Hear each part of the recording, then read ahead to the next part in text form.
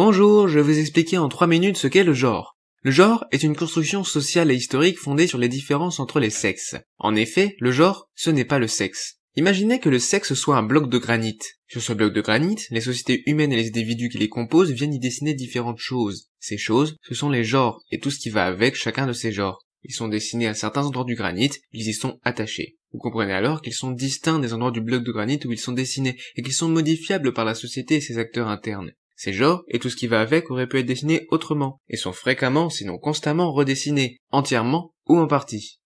Vous avez sans doute remarqué que j'ai parlé de genre au pluriel. Le genre est un système de catégorisation. Il forme des catégories ou cases dans lesquelles les individus sont rangés ou se rangent. Ces cases, on les appelle également des genres. Traditionnellement, on distingue deux genres, hommes et femmes, associés à deux parties différentes du bloc de granit, le côté mâle et le côté femelle.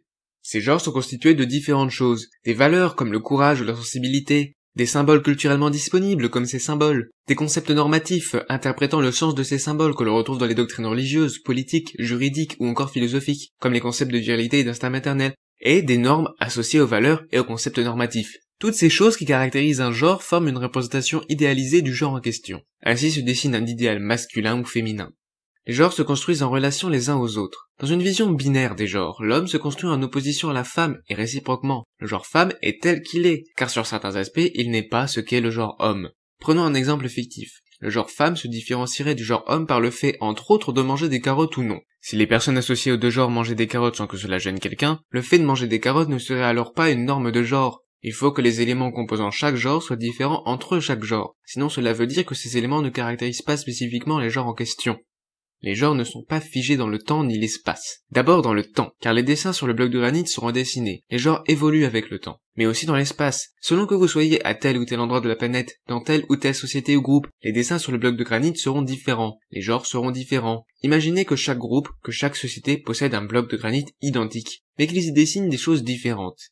Et on peut pousser la métaphore plus loin, avec chaque individu qui aurait son bloc de granit et ses dessins qui évolueraient en fonction de ses relations sociales, directes ou indirectes, avec les autres. Alors les dessins sur le bloc de granit d'un groupe ne seraient qu'une représentation faisant un mélange de tous les dessins sur les blocs de granit de chaque individu composant ce groupe. En réalité, le bloc de granit n'est pas divisé en deux parties, mâle et femelle. C'est plutôt un dégradé entre mâle et femelle.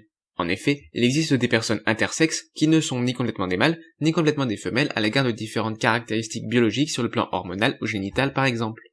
De plus en plus de personnes se font entendre dans l'espace public pour proclamer des genres différents des genres traditionnels que sont les genres hommes et femmes. Ainsi, de nouvelles catégories, de nouveaux genres et groupes de genres ont été inventés. Je vous mets un lien dans la description pour plus de définitions sur les sujets d'identité de genre, d'orientation sexuelle, etc.